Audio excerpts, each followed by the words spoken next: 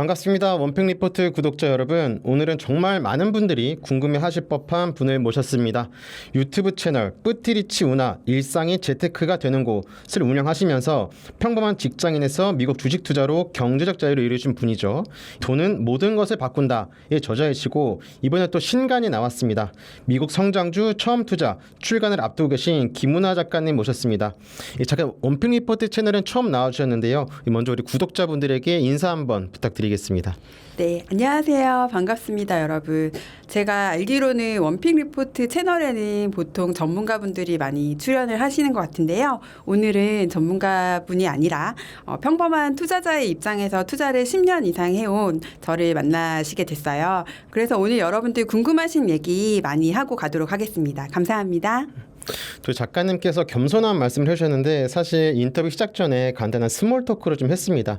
그런데 작가님께서는 이 평범한 사람이 어떻게 경제적 자유를 이뤘는지 이런 부분들에 대해서 편하게 말씀을 해주고 싶다라는 말씀을 또 주셨습니다. 이 본격적으로 들어가기 전에 하나만 말씀드리면 오늘이 7월 29일입니다. 시청자분들이 보시는 시점과는 좀 차이가 있기 때문에 여러분들이 오늘 인터뷰 영상을 보시면서 시세나 상품이나 이런 데이터상에 조금씩의 차이가 있을 수 있다는 거 또 참고해 주시고, 아까 말씀드렸던 작가님의 신간, 요 신간이 여러분들이 영상을 보실 때쯤이면은 이 근처 서점이나 인터넷을 통해서 볼 수 있지 않을까 싶습니다. 자, 먼저 시장 이야기부터 해보겠습니다. 이게 참 오늘 인터뷰하는 일자가 되게 공교로운데요. 코스피 코스닥이 이틀 연속으로 서킷 브레이크가 걸렸습니다. 이게 역사상 처음 있는 일이고, 어제 7월 28일이죠. 7월 28일에는 하루 10%가 넘게 빠지고, 오늘은 또 최대 낙폭이 한 12%까지 갔습니다. 코스피 12%, 코스닥 10%, 이렇게 굉장히 등락폭이 큰 시장의 흐름을 보여주고 있습니다. 그래서 뭐 반등이 좀 나오는 줄 알았으나 이렇게 등락이 큰 시장이 계속 진행이 되고 있는데요. 좀 이렇게 하루하루 방향이 바뀌는 굉장히 변동성이 큰 시장에서는 현금을 어디로 옮겨두는 게 안전할지 여기에 대해서 먼저 한 말씀 부탁드리겠습니다.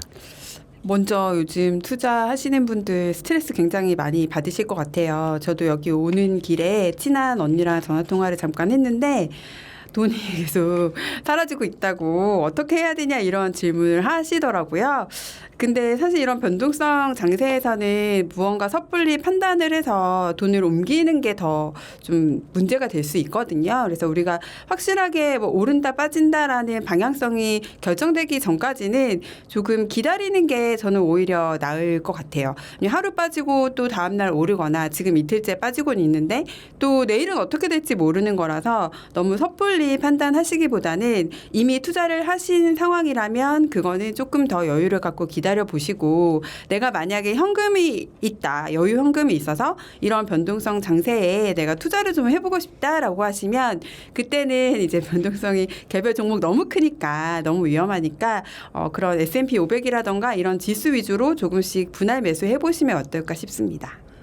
작가님께서는 이미 투자를 하고 계신 분들이라면 섣부른 판단보다는 좀 관망의 자세로 보셔라. 그리고 지수 추종 ETF나 지수를 따라가는 이런 식의 투자를 말씀해 주셨습니다. 또 제가 하나 여쭤보고 싶은 게 이거 작가님의 신간을 제가 따뜻한 거 요거를 제가 먼저 또 받아봤습니다. 네네. 받아봤는데 이 목차를 보니까 또 오늘 이런 장세에 딱 맞는 그런 부분이 있어서 요거를 또 개인적으로 여쭤보려고요. 네. 그 파트 6 보면은 폭락장 생존 매뉴얼 이런 챕터가 있던데 네. 이번 폭락장이 처음은 아니실 거라고 생각이 됩니다. 네네. 작가님 실제로 과거에 어떻게 하셨는지 여기에 대해서 또 한 말씀 부탁드릴게요. 이제 폭락장이 오게 되면 사실 굉장히 무섭잖아요. 그리고 계좌를 열면 매일매일 잔고가 줄어들기 때문에 이러다가 진짜 망하는 거 아닌가? 이런 겁을 내실 수가 있거든요. 하지만 여러분들이 투자하신 종목이나 지수가 절대 망하지 않을 회사이고 망하지 않을 시장이라면 사실 미국 주식시장이 망하긴 어렵잖아요. 근데 그런 상황이라면 너무 이런 공포의 분위기에 휩쓸리시기보다는 조금 한 발자국 떨어져서 사고 팔지 않고 매도하지 않고 팔고 도망가지 않고 기다리는 게 저는 첫 번째 원칙이라고 생각해요. 그래서 제가 계속 얘기하는 건 공포에 팔지 말라 해요. 우리가 이제 위기가 오면 오히려 그것은 기회다라는 얘기를 굉장히 많이 하시잖아요. 그래서 시장이 빠졌을 때 사면 좋아. 시장이 빠질 때 그게 할인이니까 굉장히 싼 값에 주식을 살 수 있는 좋은 기회야. 이렇게 얘기들을 많이 하는데 실제로 현실에서는 시장이 떨어졌을 때 사기가 쉽지 않고 그리고 시장이 떨어졌을 때는 살 돈이 없는 경우도 굉장히 많아요. 그래서 위기를 기회로 만드는 것은 생각보다 쉽지가 않은데요. 근데 그거를 못하더라도 그걸 할 수 있으면 좋겠지만 그걸 못하더라도 공포의 순간에 내가 가지고 있는 그런 좋은 기업의 주식을 자산이라고 전 얘기하는데 그 자산들을 잃어버리지 않고 잘 지키고 있으면 시간이 지나면서 다시 또 오르더라고요. 그래서 절대적으로 지켜야 될 첫 번째 원칙이 저는 그거라고 생각합니다. 작가님께서는 공포에 그냥 무지성으로 던지는 것, 소위 말해 패닉셀이라고 하죠. 일단 패닉셀을 지양하자라는 말씀을 더 주셨습니다. 또 어제 바로 7월 28일부터 하락이 시작이 됐는데 폭락의 진앙이 바로 반도체였습니다. 네. 뭐 구체적인 뉴스를 보자면 중국 업체가 DUV 노광 장비, 그러니까 반도체 장비까지 중국이 국산화 양산에 다가섰다. 이런 소식이 들리면서 삼성전자 13%, SK하이닉스 14%, 그러니까 어제 기준이고 또 오늘까지 따지면은 거의 뭐 SK하이닉스, 삼성전자 둘 다 합쳐서 30% 가까이 빠진 게 아닌가 하는 급락이 나오고 있습니다. 그런데 정작 실적은 또 정반대입니다. 이번 달 초에 나왔던 삼성전자 잠정 실적 분기 최고를 찍었고 오늘 또 7월 29일에 SK하이닉스 또 실적이 나왔는데 또 매출 79조, 영업이익 60조로 분기 최대를 또 갈아치웠습니다. 근데 다만 시장 기대치에는 좀 못 미쳤다라는 평가가 나오고 있는데 이 실적이 나온 오늘 오전엔 또 SK하이닉스가 반등이 나오는 듯 하다가 아시는 것처럼 하락이 나오고 있고요. 그래서 지금 이렇게 보시는 것처럼 실적은 역대 최대인데 주가는 어제 오늘 폭락. 이제 이런 식의 흐름 속에서 지금 반도체 ETF를 사 모으는 건 어떻게 보시는지 여기 한 말씀 부탁드리겠습니다. 저는 개인적인 의견으로는 괜찮다고 생각을 하는데요. 실적이 잘 나왔는데 주가는 왜 이래? 이렇게 생각을 하실 수 있지만 사실 실적은 과거의 데이터잖아요. 이미 지나간 과거가 됐거든요. 그리고 주가는 미래를 바라보고 있기 때문에 실적이 잘 나왔다고 해서 주가가 반드시 따라가는 건 아닌 게 너무 당연한 시장이에요. 그래서 앞으로가 훨씬 더 중요한데 지금 말씀하신 여러 가지 이슈들로 인해서 그럼 앞으로는 점점 지금 한 것만큼 못하는 거 아니야? 라는 의구심이 들잖아요. 그런 것들이 당연히 또 시장에 있을 수밖에 없고 그동안 많이 오르기도 했고 아무래도 단기간에 너무 많이 올랐으니 이것에 대한 차익 실현을 하고 싶은 사람들이 당연히 있을 테고 그리고 이런 이슈들 중국에서의 이런 이슈라던가 지금 전쟁이라던가 이런 거시경제적인 이슈들이랑 맞물리면서 불안의 목소리가 나오는 것도 또 너무 당연하다고 생각을 합니다. 하지만 제가 생각했을 때 반도체는 앞으로는 예전에는 이걸 사이클 산업이라고 얘기 많이 했잖아요. 그래서 슈퍼 사이클이냐 뭐 아니냐 이런 얘기가 많았단 말이죠. 반도체 이제 겨울이다, 뭐 봄이다 이런 얘기가 있었는데 저는 앞으로의 반도체는 그럴 것 같지가 않아요. 그냥 필수 소비재가 되어 버릴 것 같거든요. 우리의 일상하고는 뗄래야 뗄 수 없는 그냥 기반 산업, 인프라가 될 것 같아서 그리고 지금 이제 발표되는 얘기들도 보면 장기 계약을 굉장히 계속 하고 있잖아요. SK 하이닉스랑 엔비디아도 얼마 전에 뉴스가 나왔더라고요. 이렇게 장기 계약을 하는 건들이 점점 더 많이 늘어나면 경쟁업체가 당연히 생기는 것도 너무 당연하죠. 왜냐하면 돈이 되니까. 그래서 너무 당연한 거고 우리가 단기간에 주식 투자로 1억을 벌겠다, 2억을 벌겠다, 몇 프로 먹겠다 이렇게 투자하는 분들이 아니라면 장기적으로 봤을 때 반도체는 저는 꼭 가져가야 될 산업이라고 생각합니다. 그럼 제가 개인적으로 또 하나 첨언해서 여쭤보자면 국내 반도체 ETF가 있고 또 이제 미국 반도체 뭐 빅테크 ETF가 네, 있지 않습니까? 네. 작가님이 보시기에 좀 무게를 실는다면 어느 쪽으로 무게를 실는 게 좋을지. 저는 미국 주식을 원래 더 많이 선호하는 편이라서 국내 반도체에 투자를 하고 있진 않는데 지금처럼 일단 회사들의 전망이 굉장히 좋잖아요. 앞으로도 또 좋을 것 같고 여전히 일을 잘 하고 있으니까 여러분이 여력이 되신다면 적절히 섞는 것도 저는 좋을 것 같아요. 어쨌든 흔들리기 전까지는 굉장히 수익률도 좋았기 때문에 둘 중에 하나만 해야 된다는 법은 없으니까요. 네. 맞습니다. 대충 물어봤는데 또 현명한 답변 주신 것 같습니다.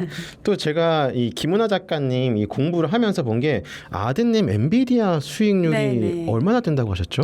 근데 지금 좀 빠져가지고 없어가지고 제가 확인 안 해봤는데 제일 높았을 때는 10,000%가 넘었었거든요. 근데 엔비디아가 워낙에 이제 빠르게 성장을 하긴 했죠. 그래서 지금 또 약간 조정을 받고 있는데 망할 회사는 아니니까 여전히 잘 보유를 하고 있고요. 지금 같은 기회에 엔비디아를 그동안 담고 싶었는데 못 담았던 분들이라면 저희 아이들 제가 200만 원씩 사줬거든요. 굉장히 소액인데 그게 2억이 넘었으니까 그렇게 소액이라도 또 관심이 있었던 분들은 담아보시면 좋은 기회가 아닐까 싶어요. 또 이 작가님의 일화 또 아드님의 계좌를 불려준 이런 과거 일화 같은 걸 보시면서 이 작가님이 어떤 기준으로 종목을 선정하고 어떤 식으로 투자를 해 오셨는지 좀 보시면 좋을 것 같습니다. 자, 그러면 계속 어제 오늘뿐만이 아니라 거의 고점 대비 한 40%가량 하락이 나오고 있는 시장인데요. 결국 이런 장에서 제일 무너지기 쉬운 게 개인 투자자들의 멘탈이라고 생각을 합니다. 그럼 지금 뭐 조정장이라고 불러야 할지 하락장이라고 부르는 게 맞을 것 같은데요. 좀 이런 장세에서 개인 투자자들이 꼭 지켜야 할 투자 원칙 이런 게 있다면 어떤 게 있을지 한 말씀 부탁드리겠습니다. 보통 이렇게 빠지면 무서워서 계좌를 못 보겠다 덮어버리는 분들도 계시고 또 한쪽에서는 기회 아니냐 해서 물타기 굉장히 열심히 하시는 분들이 계시거든요. 근데 이런 하락이 짧게 왔다가 가면 다행인데 생각보다 길어질 수도 있잖아요. 올 초에도 계속 몇 달씩 이제 하락과 조정이라고 불러야 되나 이런 시기가 계속 됐었는데 처음에는 열심히 물타기 막 하시다가 진짜 바닥에 가까워질 때쯤에는 약간 지치세요. 그래서 또 돈을 써야 될 일이 생기기도 하고 그래서 못 버티시는 분들이 굉장히 많은데요. 사실 이런 하락장과 조정장은 어디가 바닥일지 알 수 없고 석 달이 될지 6개월이 될지 그것도 알 수 없기 때문에 여러분들이 너무 기회라고 생각하고 덤벼드는 것도 저는 조금 조심해야 된다고 생각해요. 그래서 무리해서 물타기 하시는 거 절대 하지 마시고 차라리 우리 주식 투자 오래 할 거니까 이렇게 흔들리는 시점에서는 그냥 뭔가 무리해서 투자하기보다는 좀 지켜봤다가 바닥을 찍고 이제 조금씩 분위기가 좋아질 때 그때 사도 되거든요. 근데 다들 마음이 굉장히 급하시더라고요. 그렇죠. 그래서 계획이 없는 물타기는 절대 하지 마셔라라고 말씀을 드리고 싶어요. 내가 지칠 때쯤이 바닥이고 내가 돈이 필요해서 팔아야 될 때가 바닥일 확률이 굉장히 높습니다. 그렇습니다. 또 진짜 주가의 바닥은 신도 모른다고 하죠. 그래서 여러분들께서는 여기가 바닥이다라는 생각으로 무리하게 물타기를 하지 마시고 조금 더 기다리면서 주식 투자는 평생 천천히 오래 하는 거다라는 작가님의 말씀을 떠올리시면서 좀 여유를 갖고 보시는 자세가 필요하다라는 말씀을 주셨습니다. 자, 그럼 원칙에 대해서 좀 더 이야기를 이어가 보도록 하겠습니다. 이 작가님의 신간 미국 성장주 처음 투자 여기에 또 인상적인 대목이 있었습니다. 이 투자는 종잣돈이나 종목 발굴 능력이 아니라 자신에 대한 확신에서 출발한다. 그래서 가장 먼저 투자해야 할 종목은 따로 있다. 이런 말씀을 또 주셨는데 그게 뭔지 좀 여쭤보도록 하겠습니다. 이게 어떤 건지 그리고 실전으로 하반기에 또 작가님께서 눈여겨보고 있거나 우리 구독자 시청자분들에게 뭐 추천해드릴 만한 뭐 가장 먼저 담아야 할 종목 이런 거를 한번 말씀해 주신다면 어떤 게 있을지 한 말씀 부탁드립니다. 제가 책에 그런 얘기를 썼죠. 근데 이제 진짜로 이게 종목을 얘기한 건 아니었고 이제 제가 회사 다닐 때도 그리고 회사를 그만뒀잖아요, 지금은. 그래서 전 직장 동료들을 가끔 만나는데 요즘 회사 어떠냐 이렇게 질문을 해요. 그러면 다들 곧 망할 것 같다 이렇게 얘기하시거든요. 근데 회사에 다닐 때도 도대체 위에서는 어떻게 굴러가는 거야? 사람들이 이렇게 일을 안 하는데 이렇게 돈을 이상하게 쓰는데 이런 생각 많이 하잖아요. 그렇죠. 하지만 회사는 문제가 없거든요. 잘 돌아가고 있고 오히려 주가도 많이 올랐더라고요. 제가 다닐 때보다도.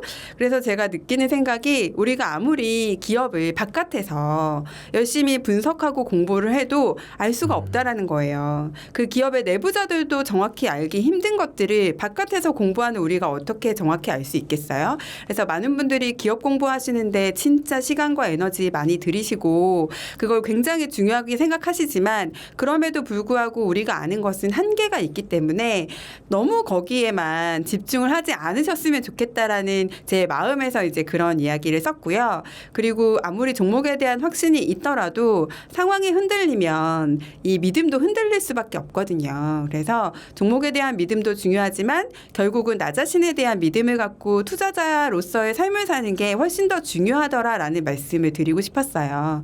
우리가 기업은 못 믿겠지만 그래도 나 자신은 믿을 수 있잖아요. 여러분이 나는 언젠간 잘 될 수 있어. 나 이렇게 열심히 사니까 10년 뒤에 나는 지금과는 다른 인생을 살 거야. 라는 강한 자기 확신을 가지고 하루하루를 좀 사셨으면 좋겠고 그런 확신을 가지고 여러분의 돈을 관리하셨으면 좋겠고 또 그런 자기 확신이 있는 사람은 또 이렇게 우리가 초록은 동색이다 이런 얘기 하잖아요. 자기 확신이 있는 사람들을 알아볼 수가 있거든요.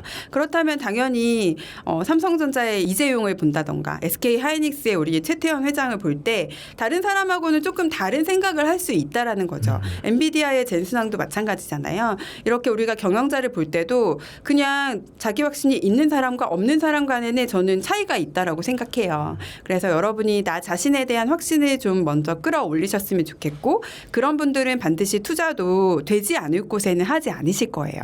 그런 이야기들을 책에 좀 풀어봤고요. 자기 확신을 가지려면 일단 나도 성공에 대한 경험이 많아야 되니까 여러분이 작은 성공을 매일매일 좀 쌓아 올리셨으면 좋겠어요. 그렇게 하시다 보면 나 자신에 대한 확신이 올라가고 내가 투자하고 있는 기업에 대한 확신도 당연히 같이 올라가실 수 있을 것 같아요. 그리고 제가 하반기에 이제 관심을 두고 있는 투자처가 있냐 이렇게 물어보셨는데 아직까지는 딱히 새롭게 뭔가 투자를 해야겠다라고 생각은 하고 있지 않고 제가 보유하고 있는 종목 안에서 투자를 점점 늘려갈 수 있으면 좋을 것 같거든요. 보유하고 있는 종목의 대부분이 다 AI 관련 기업이고 그 안에 반도체도 들어있고 이렇기 때문에 앞으로도 저는 계속 그쪽을 보고 갈 것 같습니다. 작가님께서는 결국 공부를 한다고 하더라도 투자자 입장에서는 그 기업을 속속들이 아는 것은 한계가 있다. 자기 확신을 가지면서 여러분들이 투자에 대한 방법론이나 이런 것들을 찾아 나가는 것을 말씀 주셨고 또 안 여쭤볼 수가 없는 게 아까 최대 공식적으로 언론사에서도 제가 확인한 내용인데 엔비디아 8,000% 최대 10,000%. 그럼 그 당시에 이 엔비디아를 고르셨던 이유가 어떻게 되실지 이거 한번 여쭤볼게요. 그 질문 진짜 많이 받거든요. 예. 근데 그때 당시에도 엔비디아는 굉장히 떠오르는 성장주 같은 기업이었어요. 주가도 굉장히 많이 잘 올랐었고 용산에 가면 엔비디아의 그래픽 카드가 없어서 못 판다 이런 말이 있었고 또 계속해서 드리는 말씀이 제가 엔비디아가 이렇게 될 것이다를 알고 투자한 게 아니고 당시에 마이크로소프트, 애플, 엔비디아 그리고 메타가 이제 예전에는 회사가 페이스북이었잖아요. 이런 기업들에 되게 다양하게 투자를 하고 있었어요. 근데 그러면서 이 기업은 주가가 조금 주춤하니까 일단 정리하고 이런 것들을 하잖아요. 근데 엔비디아는 생각보다 주가도 잘 오르고 떨어지더라도 다시 회복하는 그런 속도가 굉장히 빨랐어요.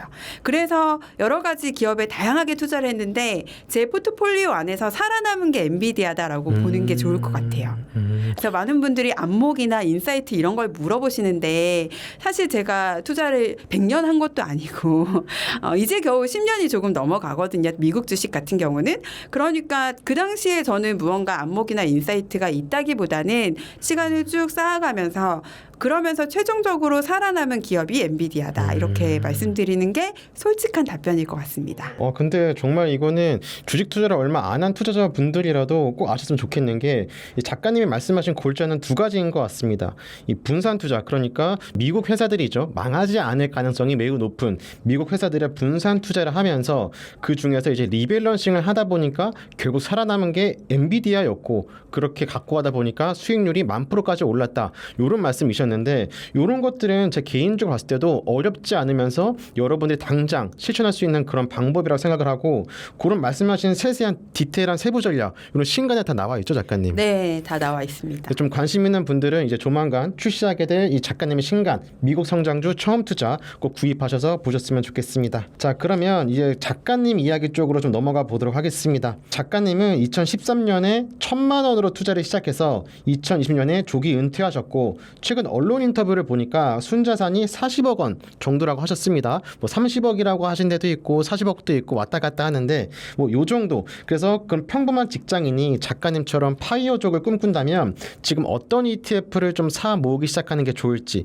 한 말씀 부탁드리겠습니다. 네, 퇴사는 2021년도에 해가지고 그 2021년도에 했고요. 순자산은 당연히 주식이 압도적으로 많기 때문에 왔다 갔다 하는 게 맞습니다. 근데 이제 30억은 몇 년 전이었고 지금 40억대에 들어갔고요. 시장이 한참 좋을 때는 이제 한 8억 막 이렇게 갔다가 요즘 또 많이 빠진 상황이에요. 그래서 순자산을 왔다 갔다 하는 게 너무 정상인 것 같고요. 많은 직장인들이 아무래도 직장 생활 하다 보면 지치잖아요. 일은 할 만할 텐데 직장 생활에서 가장 힘든 거는 아무래도 인간관계인 것 같아요. 그리고 하고 싶지 않은 일을 또 시키면 해야 되고 뭐 이런 것들이 있어서 굉장히 힘드실 것 같아요. 회사를 그만두고 파이어족이 되고 싶다 이런 걸 원하시는 분들이 정말 많은데 파이어족을 꿈꾸는 많은 분들이 요즘 투자하는 곳은 대부분 이제 배당 관련된 부분이더라고요. 자, 배당이 요즘은 커버드콜 상품이 워낙 많다 보니 거기에 투자를 해서 매달 이 커버드콜로 나오는 배당을 또 다시 재투자하시고 이렇게 하시는 분들이 거의 한 80-90%는 되시는 것 같아요. 근데 제가 추천하고 싶은 것은 파이어족을 꿈을 꾼다라고 하면 사람마다 상황이 다 다를 텐데 어느 정도는 그래도 자금이 좀 준비되어 있고 조금만 더 하면 된다라고 하면 그렇게 커버드콜을 통한 배당 투자 하셔도 돼요. 근데 나는 아직 30대 뭐 초중반이고 앞으로 내가 은퇴를 하는 때까지 파이어족이 되는 때까지는 자산을 많이 늘려야 될 상황이고 시간이 한참 걸릴 것 같다라고 하시면 저는 커버드콜을 통한 이런 배당 투자보다는 성장주 투자를 먼저 하셨으면 좋겠어요. 왜냐하면 배당 같은 경우는 아무래도 세금 문제도 있고 그리고 배당을 받을 때의 기쁨, 즐거움 이런 것들은 있지만 어차피 이거를 내가 재투자를 해야 되는 거잖아요. 쓸 수 있는 게 아니고 그렇다라고 하면 차라리 수익률이 훨씬 더 좋은 그리고 팔지 않는 한은 세금도 나오지 않는 그런 성장주 투자에 먼저 이제 투자를 하셔서 내 자산을 좀 충분히 불린 다음에 그 다음에 배당으로 가셔도 되거든요. 근데 마치 파이어족은 배당 투자 이게 공식처럼 되고 있더라고요. 근데 실제로는 배당 투자보다는 성장주 투자가 훨씬 더 수익률이 좋기 때문에 아마 여러분들도 이제 엔비디아라던가 아니면 다른 기업에 최근 5년 수익률 이런 것들을 한번 비교를 해보시면 좋을 것 같은데요. 압도적으로 수익률이 높을 수밖에 없어요. 그리고 배당 투자를 하신다 하더라도 이제 성장할 수 있는 ETF들을 끼고 있으면서 뭐 배당을 주는 이런 상품이 있으니까 그렇게라도 꼭 성장주에 투자를 하셨으면 좋겠습니다. 이 작가님께서는 요즘 파이어족을 꿈꾸는 분들이 많이 하고 있는 전략이 커버드콜만 가져가는 경우가 많다. 물론 커버드콜을 통해서 이 매달 분배금 받는다는 장점이 있지만 아직 은퇴 시점이 한참 남은 뭐 20대, 30대 분들은 커버드콜 하나에 집중하기보다 이 성장주에 좀 집중을 해서 자산 자체의 파이를 키우는 것이 먼저 중요하고 그 이후에 커버드콜을 통해서 매달 현금 흐름을 만들어내는 게 중요하지 않을까라는 말씀을 또 주셨습니다. 작가님 책 4부 제목이 아예 10억 원 누구나 달성할 수 있다입니다. 이 성장주와 배당주 그리고 S&P 500을 어떻게 조합할지도 책에 다 나와 있는데요. 이 직장인분들이 목돈 1억을 10억 원으로 불리고 싶다면 작가님이 가장 추천하는 포트폴리오는 어떻게 될지 요거 한 말씀 부탁드리겠습니다. 이것도 이제 뭐 상황 따라서 모두 다 다르고 뭐 내가 가진 자산의 크기에 따라서도 모두 다를 수 있을 것 같은데 저처럼 뭐 40대 초중반 혹은 이제 50 미만의 평범한 직장인이다라고 하시면 역시나 성장주는 빠질 수가 없을 것 같아요. 사실 성장주가 말이 성장주지 거의 주도주잖아요. 지금 우리가 사는 사회에서 뭔가 발전 가능성이 가장 큰 산업 내에 속한 기업들을 우리가 성장주라고 부르기 때문에 그리고 그 당연히 매출도 다른 기업보다 압도적으로 빠른 속도로 불어나는 회사를 우리가 성장주라고 부르니까 당연히 성장주의 비중이 압도적으로 높은 게 저는 맞다라고 보고요. 그리고 여러분들이 이제 매달 월급을 타시잖아요. 그러면 그게 사실 배당 이랑 마찬가지거든요. 그래서 내가 지금 자산이 충분하지 않은 상황에서는 굳이 배당에 너무 욕심내지 않으셨으면 좋겠어요. 왜냐하면 배당은 목돈을 가지고 투자를 하면 의미 있게 배당이 나오니까 그걸 재투자를 해도 의미가 있고 내가 써도 의미가 있는데 여러분이 한 달에 100만 원, 200만 원씩 지금부터 사서 모으겠다라고 하면 나오는 배당금 굉장히 소소하거든요. 근데 그걸 가지고 세금 떼고 뭐 하고 하면 또 더 남는 게 없어지니까 내 상황에 따라서 성장주의 비중 얼마로 가져갈 것이냐 이걸 먼저 결정하시고 나는 이제 은퇴가 얼마 안 남았고 돈도 좀 있다 그러면 적절히 반반을 하셔도 되고 아니면 배당을 더 키우셔도 되겠죠. 그 상황에 따라서 하시면 좋을 것 같고요. S&P 500은 아무래도 미국 주식에 투자하는 대부분이 기본으로 갖고 계실 것 같아요. 근데 S&P 500 같은 경우도 소액으로 장기적으로 투자를 했을 때 저는 가장 의미가 있다고 봐요. 우리가 S&P 500에 굳이 지금 막 무리해서 전 재산을 다 때려 넣을 필요는 저는 없다고 보거든요. 아무래도 개별 종목보다는 덜 오르고 덜 빠지잖아요. 훨씬 안정적이기 때문에 우리가 여기에 목돈을 태우기보다는 정말 오래오래 소액을 계속해서 사면서 내 노후를 준비하기에 가장 적합하다고 보기 때문에 젊은 분들이 하시기에 굉장히 좋습니다. 젊은 분들이라면 요즘 이제 AI, 챗 GPT나 아니면 제미나이에게 좀 물어보셨으면 좋겠어요. 내가 몇 세에 얼마 정도를 S&P 500으로 가지고 있고 싶고 연평균 수익률을 어느 정도 생각하고 있는데 그럼 한 달에 얼마 정도씩 S&P 500을 사는 게 좋을지 그러면 이제 계산을 굉장히 쉽고 빠르게 해주거든요. 그러면 그런 걸 가지고 투자 계획을 세워보시면 좋겠고요. 반대로 이제 나는 나이가 차서 은퇴가 얼마 남지 않았다라고 하시면 굳이 저는 S&P 500을 하실 필요는 없을 것 같아요. 왜냐하면 시간이 오래 걸리니까 이걸로 복리 효과를 보시는 데까지는 시간이 오래 걸리기 때문에 이제 곧 은퇴할 거고 혹은 이미 은퇴를 했고 이런 분들이라면 S&P 500에 지금 들어가시는 것보다는 역시 배당을 늘리는 게 훨씬 더 효율적인 방법이라고 생각합니다. 작가님께서는 아까 말씀하신 거 연장선에서 좀 젊은 투자자분들, 은퇴를 아직 고려하지 않아도 되는 분들께서는 S&P 500 지수를 추종하는 그런 상품들을 추천한다라는 말씀 주셨고, 은퇴식이 있는 분들은 S&P 500보다는 이 커버드콜처럼 매달 현금 흐름을 창출할 수 있는 그런 상품을 말씀해 주셨습니다. 자, 그럼 작가님이 결국 지나오신 과정일 텐데, 초기 투자금이 1,000만 원이라고 하셨잖아요. 네네. 그럼 대략적으로라도 1,000만 원에서 1억이 되고 1억에서 10억이 되는 그 과정이 지금 1억에서 10억으로 불리고 싶다가 질문이었으니까 네. 작가님 기준으로 1억에서 10억 가는데 한 대충 얼마나 걸리셨을지 수익률도 기억나신다면 그냥 기억나시는 대로. 그래도 한 7, 8년은 걸렸던 것 같은데 왜냐하면 1,000만 원으로 시작을 했지만 1,000만 원이 투자금 그것만 가지고 투자를 계속 불리진 않잖아요. 계속 열심히 일을 하고 맞벌이를 해서 벌고 투자금을 계속 늘려나가고 이런 과정이 있었기 때문에 또 맞벌이를 열심히 했었고 그래서 한 7, 8년 정도는 걸렸던 것 같아요.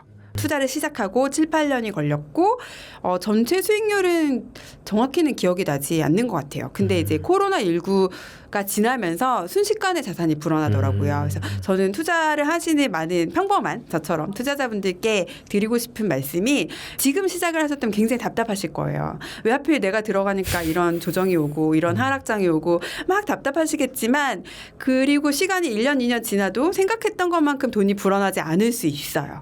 하지만 주식시장이요. 돈이 불어나는 게 차근차근 불어나지 않아요. 원래 그런 곳이고 우리가 이렇게 열심히 투자금을 늘리고 내 경험 자산을 같이 늘려나가다 보면 자산은 순식간에 불어나거든요. 그런 기회의 순간이 주기적으로 와요. 근데 그때가 올 때까지 이제 참지 못하고 기다리지 못하면 그 기회가 내 것이 되지 못하고 또 다음 기회까지 또 기다려야 되고 근데 이런 기회가 언제 올지 모르는 거잖아요. 그래서 저는 여러분들이 주식시장에 계속 머물면서 내 기회가 올 때까지 기다려야 되고 한 달 전에 1% 올랐고 이번 달에 1% 올랐고 다음 달에도 1% 오르길 기대하시면 안 된다는 거예요. 계속해서 지지부진한 시간이 지속되겠지만 여러분들이 그걸 인내를 하시다 보면 어느 순간 내 자산이 2배가 되고 3배가 되는 순간이 온다는 거죠. 작가님이 결국 1,000만 원이라는 돈부터 이 40억에 가까운 순자산을 만드시기까지 많은 과정이 있으셨을 것으로 보여집니다. 근데 그중 예시를 들어주셨던 게 이 코로나 이후 사태 때 이 폭발적으로 올라가는 그런 흐름들을 겪으면서 이 작가님께서 말씀하시는 것은 이 주식시장이라는 게 매일 하루에 1%씩 올라가는 게 아니라 빠지기도 하고 올라가기도 하고 하지만 그 과정 속에서 분명한 큰 기회는 한 번은 온다. 그러니 우리는 그때까지 잘 참고 기다리는 그런 부분들에 대해서 말씀을 해주셨습니다. 자, 그럼 지금까지 포트폴리오에 대해서 이야기를 했는데 사실 더 중요한 건 습관이라고 생각을 합니다. 이 작가님 유튜브 채널에 보면은 1억으로 시작해서 10억이 될 때까지 뭘 했는지 이 5가지 습관으로 정리해 주신 영상이 있던데 우리 원픽 리포트 구독자분들에게도 이 5가지 습관에 대해서 또 한 말씀 부탁드리겠습니다. 네, 일단은 전제가 저희는 평범한 투자자잖아요. 그래서 뭔가 정보에 의존하거나 타이밍을 잡으려고 하면 안 돼요. 아까도 말씀드렸다시피 주식시장은 정보에 의해서 돌아가지도 않을 뿐더러 그리고 타이밍이 예측이 가능하지도 않은 곳이기 때문에 평범한 투자자가 이 주식 투자를 해서 내가 자산을 모아서 부를 좀 크게 늘리고 싶다라고 하시면 그냥 이 시장 안에서 머무르는 게 가장 좋거든요. 그래서 어떻게 하면 내가 이 시장 안에서 머무를 수 있을까 이것들을 생각해서 정리해서 말씀드렸던 영상이었는데요. 당연히 이 시장 안에서 머무르려면 첫 번째 남의 돈으로 투자하면 안 돼요. 빚내서 투자하면 절대 안 됩니다. 대출받아서 투자를 하시는 거 절대 하시면 안 되고요. 그리고 무리해서 욕심을 내시면 안 되잖아요. 요즘 한국 주식시장 가장 이 변동성의 범인으로 지목되고 있는 게 이제 레버리지 ETF가 있거든요. 저는 절대 하지 마시라고 말씀드려요. 그러면 저한테 와가지고 또 이런 얘기 하세요. S&P 500을 2배 추종하는 QLD 이런 건 해도 되냐. TQQQ는 3배라서 좀 이제 변동성이 클 수 있는데 QLD는 훨씬 낫지 않냐. 이런 얘기 하시는데 그것도 하지 마시라고 말씀드려요. 왜냐하면 이게 다 습관이거든요. QLD 해보니까 괜찮네? 그럼 조금 더 위험한 거 해볼까? 아, 요거 해보니까 운이 좋아서 잘 된 걸 수도 있는데 뭐 위험하지 않네? 할만하네? 그러면 또 좀 더 큰 위험을 또 끌어안게 돼요. 이렇게 점점 사람이 리스크가 큰 선택을 하게 되거든요. 저는 도박꾼들이 처음부터 판돈을 그렇게 크게 넣지 않는다고 생각해요. 그분들도 처음에는 작게 시작하시겠죠. 그래서 애시당초에 원칙적으로 레버리지는 하지 않으셨으면 좋겠고 그리고 너무 무리해서 욕심을 내시면 안 돼요. 작은 돈으로 하셔야 돼요. 내가 자산이 1억이 있고 혹은 부모님이 나한테 물려준 뭐 몇 억이 있다 하더라도 주식시장에서의 내 그릇의 크기랑은 다른 얘기거든요. 그래서 주식시장에서 내가 감당할 수 있는 손실이 어느 정도인지 알기 전까지는 저는 소액으로 하시는 게 맞다고 생각해요. 그래서 작은 돈으로 여러분들이 투자를 시작하셔야만 이렇게 흔들리는 상황에서도 버틸 수 있거든요. 아까도 저희 아이들 주식 물어보셨는데 200만 원으로 사줬으니까 지금까지 가지고 있는 거예요. 제가 만약에 그거를 2천만 원어치를 사줬거나 혹은 무리해서 더 많은 돈을 증여를 해서 더 투자를 많이 해줬다라고 하면 저도 중간에 분명히 털고 나갔을 것 같아요. 근데 200이니까 반토막이 나도 100만 원이고 벌어도 200이고 이래서 그냥 요거는 팔지 말자 이렇게 해서 놔두게 됐더니 결과가 이렇게 된 거거든요. 그래서 여러분들이 반드시 소액으로 투자를 경험하시면서 내가 감당할 수 있는 손실이 어느 정도까지인지 스스로 좀 체크를 하셔야 된다.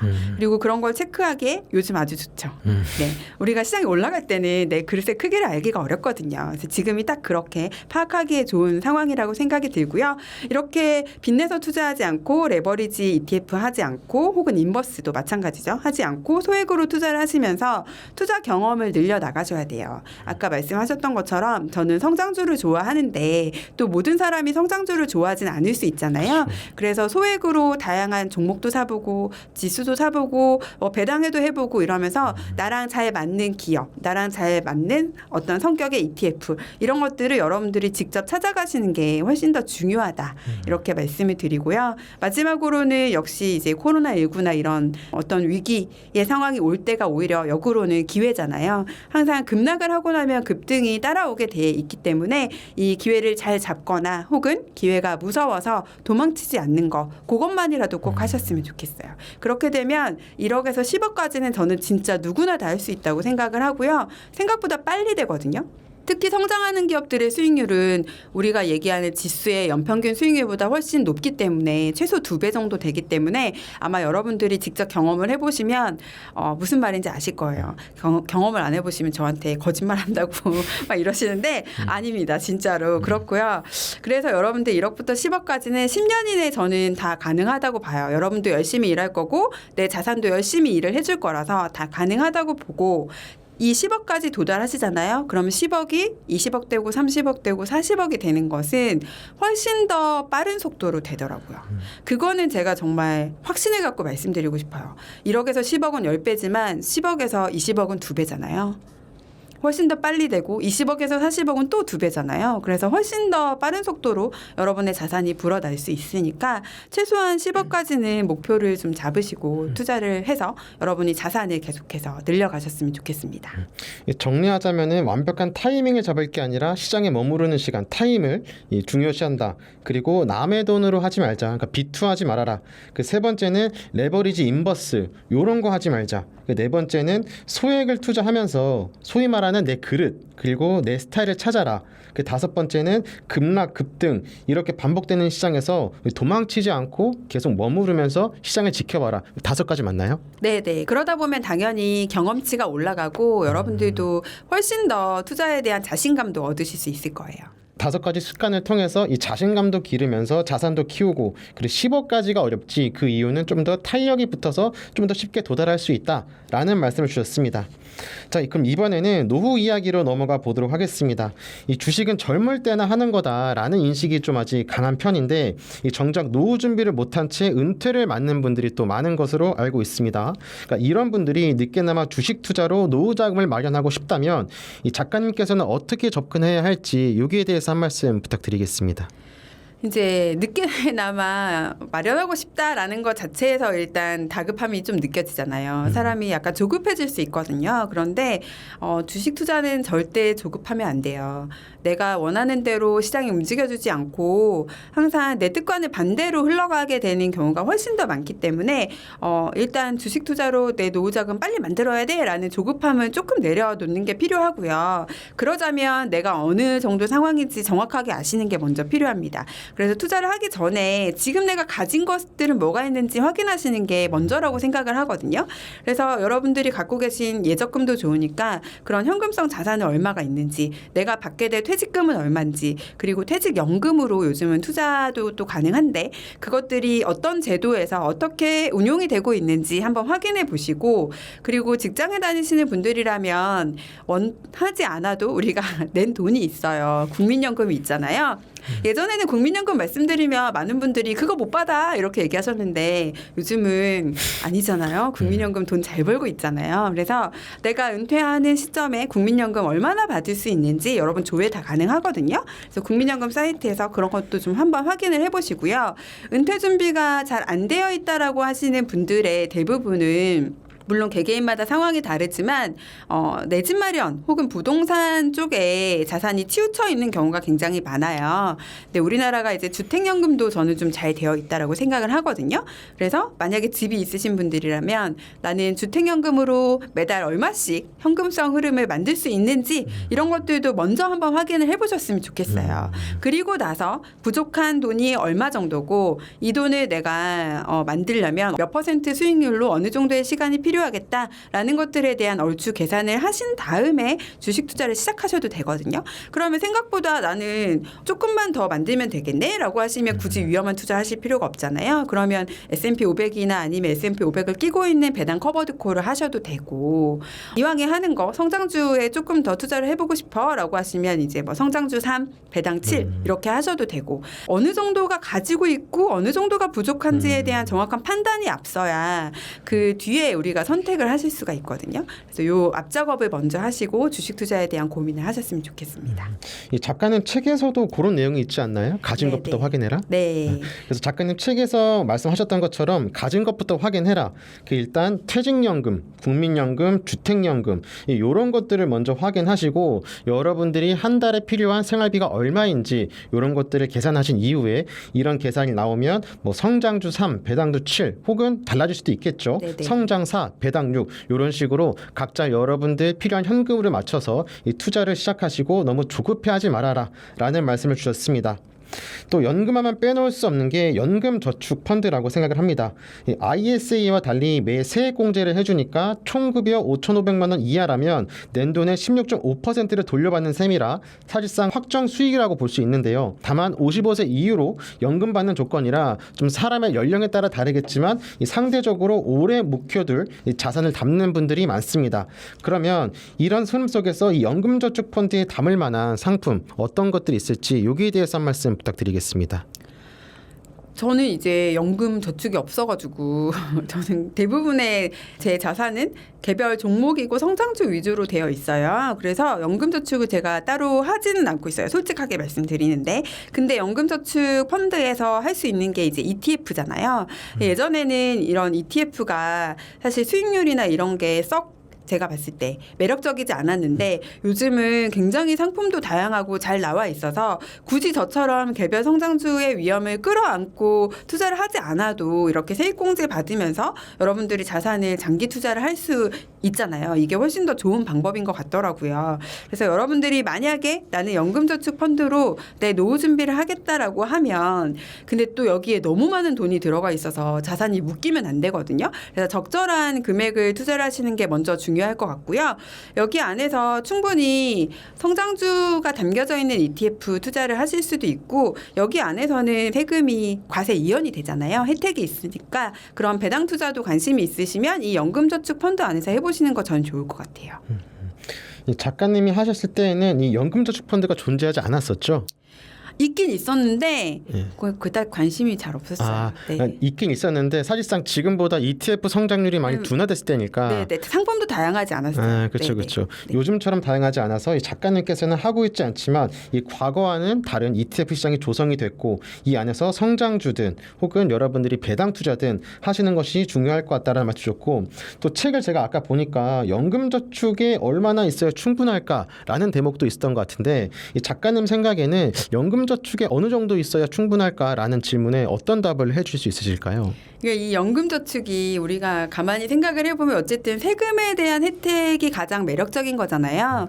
그래서 이 세금 혜택을 온전히 누리려면 인출 한도가 있어서 우리가 55세가 됐다 하더라도 내가 돈이 필요한 만큼 막 꺼냈으면 안 되는 거거든요. 그 인출 한도 내에서 써야 되니까 그 인출 한도 금액을 생각했을 때 내가 앞으로 80까지 뭐 산다 혹은 90까지 산다라고 했을 때 적어도 이 안에서 충분히 인출 한도 내에서만 쓸 수 있으면 저는 되는 것 같아요. 그러니까 여기에 너무 많이 돈을 넣어가지고 죽을 때까지 써도 다 못 쓴다. 오히려 추가적으로 세금을 더 내면서 돈을 꺼내야 된다. 이러면은 이제 그동안 세액공제 받은 게 의미가 없으니까 그 세액공제 받은 것들의 의미를 잘 살리고 돈을 꺼내서 쓰려면 어느 정도면 충분할까라고 했을 때 저는 넉넉히 한 3억이면 될 것 같더라고요. 거기에는 그 정도 해놓고 그리고 내 거 3억 혹시 배우자가 있다면 배우자 3억 하면 충분히 생활비는 어느 정도 될 것 같거든요. 그럼 나머지 자산은 이제 여러분이 일반 계좌에 이런 성장주 위주의 투자를 계속해 나가시면 걔는 이제 나중에 분리과세도 되고 그런 또 절세의 방법들이 여러 가지가 있으니까 그런 것들을 이용하셔서 준비가 충분히 가능할 것 같아요. 근데 이제 연금저축에 올인하시는 분들이 가끔 계셔서 그거는 나중에 가서 거기 있는 돈이 너무 많이 커지게 되면 또 꺼냈을 때의 세금 문제도 그렇죠. 생각을 해야 되니까 그런 부분에 대해서 우리 놓치지 말고 생각하자라는 내용을 제가 책에 담았습니다. 또 좋은 말씀 주신 것 같습니다. 다들 이제 안정적인 노후 이거 하나만 바라보시고 이 인출한도를 고려하지 않고 이 세액이나 이런 걸 고려하지 않고 연금저축에 너무 많은 비중을 투자하고 계신 분들이 있는데 이런 분들은 너무 많이 투자하실 것이 아니라 3억 정도로 예상을 하시면 좋을 것 같다라는 말씀을 주셨습니다. 이 노후 얘기 이어서 가보도록 하겠습니다. 이제 좀 구체적인 수치가 나오는데요. 이 KB금융이 발표한 우리나라 노후 적정 생활비가 부부 기준 월 350만 원이라고 합니다. 근데 제가 보기에는 국민연금만으로는 350만 원 좀 힘들 것 같은데 이 그동안 ETF 시장이 커지면서 아까 말씀하셨던 것처럼 ETF가 굉장히 다양해졌습니다. 그래서 작가님이 보시기에 월 350 정도의 현금으로 만들 수 있는 포트폴리오를 짜주신다면 어떤 것들이 있을지 여기에 대해서 한 말씀 부탁드리겠습니다. 제 남동생이 약간 이런 식의 투자를 해요. 생활비를 본인이 일한 돈으로 생활비를 하고 이제 투자는 거의 다 현금 흐름을 만드는 투자를 해서 거기서 나오는 돈으로 또 다시 재투자도 하고 아니면 필요한 써야 될 뭐 투자할 곳에 또 투자를 하고 이렇게 하더라고요. 그래서 이제 저는 성장주 위주의 투자를 하는데 저희 남동생은 거의 현금 흐름 나오는 배당 위주의 포트폴리오를 가지고 있어요. 그래서 제가 알기로 투자금이 한 3억 정도 되는데 한 달에 350만 원은 정말 그냥 너끈히 받더라고요. 근데 이제 이렇게 되면 또 문제는 세금이 될 수 있겠죠. 근데 이제 세금은 어쩔 수 없다라고 하더라도 만약에 여러분들이 내가 은퇴를 앞두고 이 노후 적정 생활비를 만들기 위해서 포트폴리오를 짜야 된다라고 하면 요즘은 정말 여러분 너무 걱정을 안 하셔도 될 것 같아요. 워낙에 이런 커버드콜 상품이 굉장히 다양하고 분배율도 괜찮고 잘 나오기 때문에 그리고 시장이 떨어지는 떨어질 때는 약간의 또 하락을 방어해주기도 하잖아요. 그런 효과가 있어서 저도 한 1, 2년 이상 계속 이런 투자를 하고 있는데 한 달에 350만 원 정도 저는 아까 얘기했던 3억 정도의 우리가 은퇴 자산만 만들어도 충분히 가능할 것 같아요. 그래서 여러분들이 이런 현금 흐름을 만들길 원하시면 지금부터 이런 배당을 좀 잘 주는 커버드콜 상품에 대해서 공부를 좀 해보시면 어떨까 싶습니다. 일단 작가님께서는 이 남동생 분의 예시를 들어주시면서 이 3억으로 충분히 한 달에 350 정도는 가능하다. 그리고 그 안에서 이 커버드콜 중심으로 꾸려간다면 어렵지 않게 350을 만들 수 있지 않을까라는 말씀을 주셨습니다. 제가 쭉 보니까 작가님께서는 성장주, 장기 투자 이런 식인 건데 네. 요새 들어서 조금 커버드콜로 관심을 가지고 계신 건가요? 이제 저 같은 경우는 이거를 이제 투자를 해봐야 또 다른 분들에게 말씀을 드릴 수 있어가지고 처음에는 경험 차원에서 시작을 했어요. 근데 제가 엄마가 이제 약간 편찮으셔가지고 엄마가 일을 많이 못하시고 혹은 이제 그만하셔야 되는 상황이니까 좀 생활비를 제가 지원해드려야 되는 이런 상황이 발생을 한 거죠. 그래서 어떻게 도와드리면 좋을까? 내 남편이 벌어오는 뭐 돈으로 매달 드리자니 그러면 저희가 생활비가 또 부족하게 되잖아요. 그리고 제가 그러면 모아놓은 주식을 계속 팔아서 드리자니 그럼 여기도 자산이 계속 줄어드니까 내 자산의 상황을 유지하면서 생활비를 드릴 수 있는 방법이 역시 커버드콜이 제일 무난할 것 같아서 저 같은 경우는 엄마 생활비를 드릴 그 금액을 좀 이제 맞춰서 딱 필요한 만큼만 투자를 하고 있어요. 그러니까 제가 계속 강조하고 싶은 것은 배당이라는 게 세금 문제를 빼고 생각할 수가 없어요. 그래서 여러분들이 이제 가끔 보면 세금 안 내고 배당 받는 법 이런 영상도 많이 있던데 이런 우리가 절세 상품을 제대로 활용하지 않는 한은 세금을 안 낼 방법이 없고 절세 상품은 또 절세 혜택이 있기 때문에 마음대로 꺼내 쓸 수 없다는 또 단점이 있기 때문에 어쩔 수 없이 저는 일반 계좌에서 이런 커버드콜을 투자를 했고 엄마의 생활비를 약간 도와드리고 있어요. 그래서 여러분들도 이런 필요한 현금이 있고 목표가 정확하게 있으시다면 그 금액에 맞춰서 투자를 하시는 게 좋은데 사실 배당이 은행 이자처럼 매달 1% 나옵니다. 2% 나옵니다. 그러진 않잖아요. 그래서 어떤 달에는 좀 많이 나오고 어떤 달에는 적게 나오고 그렇더라고요. 그래서 여러분들이 그걸 경험을 해보시면서 약간 여유 있게 투자를 하시면 좋을 것 같아요. 너무 올인은 하지 마시고요. 작가님께서는 성장주, 장기 투자파이신데 이 개인적인 상황으로 그리고 경험 차원에서 이 커버드콜을 하셨고 이 커버드콜 분배금이 매번 달라지기 때문에 이런 것들을 염두하시면서 투자를 하셔라 라는 말씀을 주셨습니다. 자, 이번에 은퇴 후 이야기로 좀 가보도록 하겠습니다. 자, 은퇴 후에 매달 100만 원 정도의 현금 흐름이 나왔으면 좋겠다 이런 생각을 하시는 분들이 굉장히 많은 것으로 알고 있습니다.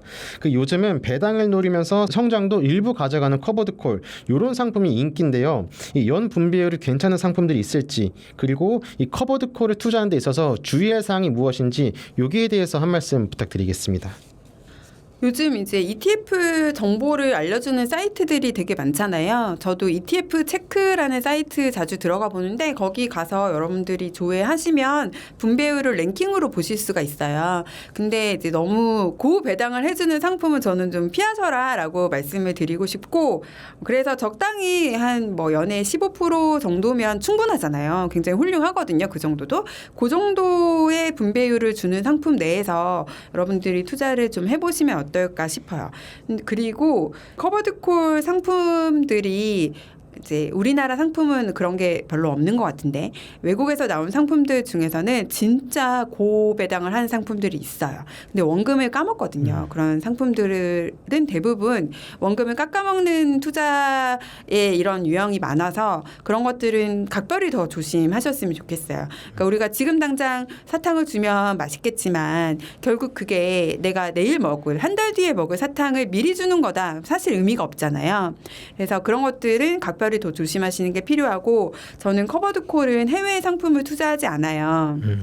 그 이유가 상품 설명서나 이런 것들을 다 영어로 돼 있는데 이해가 어렵잖아요. 아무리 번역기 돌려도. 그리고 해외 상품 같은 경우는 우리가 아무래도 뭐 그때그때 접근해서 모니터링 하기도 힘들고 그래서 안 하고 다 국내 상품만 하고 있거든요. 아무래도 이런 상품 설명서도 훨씬 쉽고 분배율 확인도 훨씬 더 간단해서 이렇게 국내 상품만 하고 있거든요. 여러분들 국내에도 충분히 좋은 상품이 많으니까 그리고 대부분 절세 계좌에서 많이 활용하실 것 같으니까 여러분들이 투자하기 전에 반드시 이 상품이 어떤 상품인지 설명서 한번 읽어보시고 그리고 연 분배율이 지나치게 높은 경우는 왜 이게 이렇게 높은지 꼭 반드시 확인하셔서 약간의 조심하시는 게 필요하다 이렇게 말씀드리고 싶어요.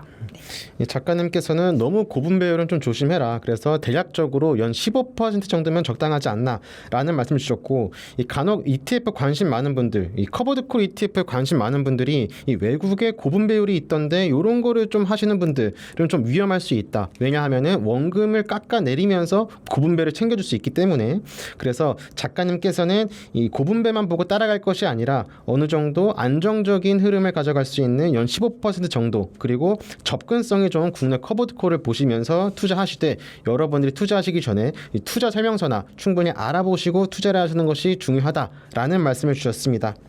또 그 작가님 유튜브 채널 보면은 이 매달 200만 원 배당 받으려면 이라는 영상이 또 있습니다. 실제 투자 종목까지 공개해 주셨는데요. 그 중에 배당 수익률이 제일 좋았던 월 배당 ETF는 어떤 거였는지 한 말씀 부탁드리겠습니다. 네, 제가 영상에 공개를 해놨는데 제가 투자했던 내용이어가지고 지금도 가지고 있거든요. 제가 라이즈에서 나온 ETF였고 미국 AI 밸류체인이 붙어있는 월배당 커버드콜이었어요. 근데 얘가 고정 커버드콜이더라고요. 저도 커버드콜이란 상품이 워낙 좀 복잡하잖아요. 근데 되게 다양하게 있는데 타겟 커버드콜, 고정 커버드콜, OTM 뭐 등등등의 상품들이 있는데 이제 처음에는 타겟 커버드콜에 투자를 했었고 여기는 이제 고정 커버드콜이라서 알아보니까 90%는 주식을 투자해서 보유를 하고 있고 10% 정도만 이제 커버드콜 쪽으로 운용을 해서 수익을 낸다고 하더라고요. 그래서 시장이 오르든 빠지든 그 비중이 항상 변하지 않고 유지가 되는 상품이어서 저는 사실 분배금에 굉장히 욕심이 있는 사람은 아니니까 주식 투자 비중이 높은 게 좋더라고요. 그래서 이 90%를 유지한다라는 게 매력적으로 느껴져서 여기에 투자를 했는데 생각보다 분배금도 꽤 많이 줘요. 그래서 아까 말씀드렸다시피 여러분 ETF 관련된 정보를 주는 사이트에서 분배율도 다 랭킹 조회가 가능하시니까 제가 말씀드린 상품도 한번 확인해 보시고 그리고 테크100 이런 것들을 기반으로 하는 주식을 보유하면서 투자가 되고 있는 그런 커버드콜들도 분배금이 생각보다 잘 나오는 것들이 꽤 있거든요. 이런 것들을 좀 찾아보셔가지고 투자해 보시면 좋을 것 같아요. 이 작가님께서는 이제 고정 커버드콜을 하셨다라는 말씀 주셨고 제가 궁금한 거는 이 작가님은 그러면 커버드콜에 투자해서 분배금이 나오잖아요. 그럼 네. 이거를 재투자하셨는지 아니면 뭐 생활비로 쓰셨는지? 전 다 씁니다. 엄마 드리고. 네. 왜냐하면 사실 제가 계속 얘기 드리는 게 배당의 목적은 저는 써야 된다고 생각해요.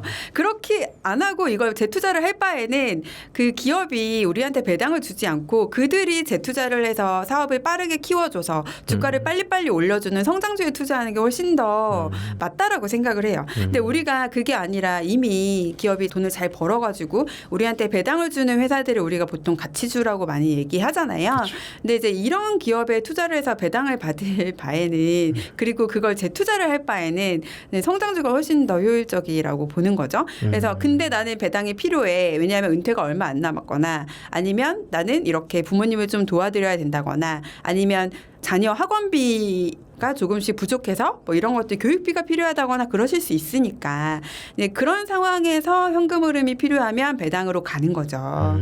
그런 건데 그래서 배당은 받으면 쓰는 게 의미가 있는 거예요. 그래서 저는 배당으로 월급 받지 마시라고 말씀드려요. 월급은 이제 우리가 연봉의 개념으로 성장주로 연봉을 벌고 배당은 인센티브를 받는 개념으로 접근을 해서 그냥 우리가 소비하고 쓰고 나의 부족한 현금 흐름을 좀 더 채워주고 이렇게 접근을 했으면 좋겠다. 그래서 너무 소액 투자자들이 배당에 올인하지 마시라. 왜냐하면 배당 나와봤자 얼마 안 되니까 이런 얘기를 해드리고 있어요. 작가님께서는 어쨌든 성장주 중심으로 가면서 커버드콜에서 발생한 월 분배금, 현금 흐름은 여러분들이 쓰면서 이 재투자하는 것보다는 차라리 성장주에 투자하는 게 낫다라는 말씀을 주셨습니다. 투자 얘기를 쭉 우리가 해오고 있는데요. 결국 시대가 있어야 시작할 수 있지 않습니까? 이 책에도 정말 투자 투자할 돈이 없는 걸까라는 챕터가 있던데 이 생활비에서 이것만 없애도 월 100만 원은 아낄 수 있다. 이런 항목이 있다고 들었습니다. 작가님께서 요거에 대해서 5가지 정도로 꼽아주신다면 어떤 게 있을지 한 말씀 부탁드립니다.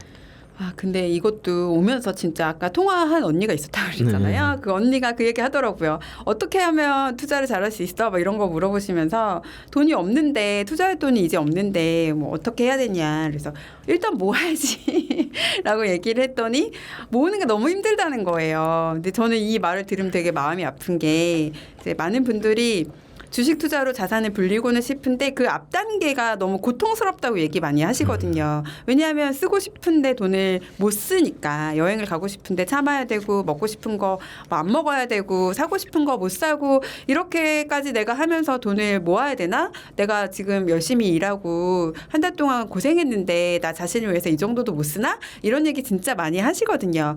근데 저는 생각을 조금 바꾸셨으면 좋겠어요. 일단은 결국은 나 자신을 위해서 우리가 돈을 모으는 거고 나 자신을 위해서 투자를 하는 거기 때문에 이 생활비를 아끼는 과정도 좀 즐겁게 하셨으면 좋겠고 투자도 마찬가지로 너무 나를 괴롭히면서 너무 무리해서 정화수 떠놓고 기도하듯이 이렇게 하지 않으셨으면 좋겠어요. 이 자체를 그냥 여러분들이 좀 즐기셨으면 좋겠거든요.